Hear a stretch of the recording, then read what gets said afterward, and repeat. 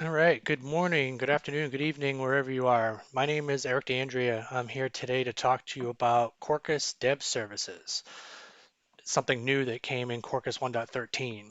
So with Quarkus, one of the main goals is to make developer lives easier and bring back developer joy. So in 1.13, we added this new element, Dev Services, to the recipe. And so the way this works is when you starting in dev mode or live reload or live coding, we can automatically start database containers for your application as well as for your tests without you having to do any configuration at all. So the container that gets started is automatically wired to the Quarkus dev mode configuration. So for instance, if you're developing a Postgres-based application like our example that I'm going to show you, as soon as you have any of the Postgres extensions, whether it's the JDBC extension or the reactive extension, it doesn't really matter. But once you have that declared, the container will get started using test containers under the covers. So let's take a look at how this works. So I've got an application here. It's a pretty simple application. It uses the REST Easy Reactive and the Hibernate Panache reactive extensions, but that part really doesn't matter. It's more about having the right database extension. So in this case, I'm using the reactive Postgres, but again, the Postgres JDBC extension, it would work just the same. There's an entity class, which is pretty standard. Couple of attributes, some database generation things like sequencing and not nulls and unique columns. We're using the repository pattern here, so there's an extra attribute or an extra operation for finding fruits by names. There's a JAX-RS resource class for finding fruits. There's a couple of operations. One is to get all of them. Another is to get by a particular name. So given a path attribute or a path parameter, we can search the database for a particular fruit by its name. And remember from the entity class that column, the name column is unique. So there should ever only be one. So there's either one or zero. So in the case of it finding one, it'll return the fruit. If it doesn't find one, it'll return a 404. And then there's a method for adding fruits. Um, the application configuration is pretty simple. The only thing we're configuring here is to tell Hibernate that when the application starts to drop the schema and recreate the schema upon startup. And that's really about it.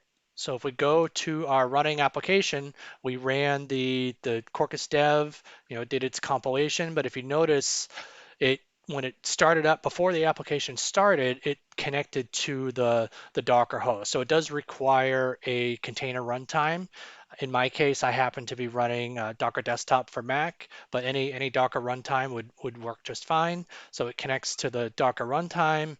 And then the key piece of information here is you notice it's starting a Postgres 13.2 container image.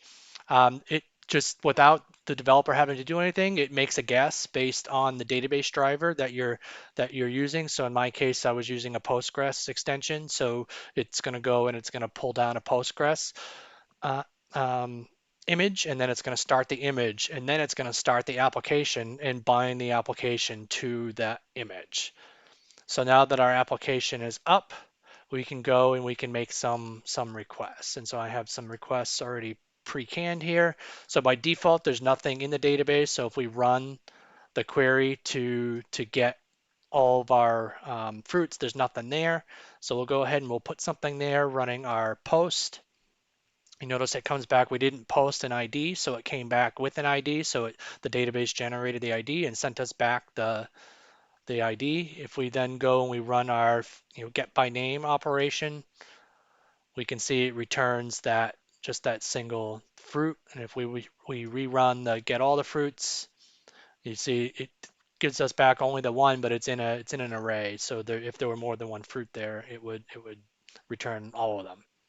So that's about it for this video. The only other thing I'll showcase is, by default, there's nothing here, but there are some properties that you can control that show or to control what image gets started. So if I wanted a particular version of Postgres, for example, I could go in and I could say image name equals, say, version 10, for example. If I wanted to run it with version 10, I could.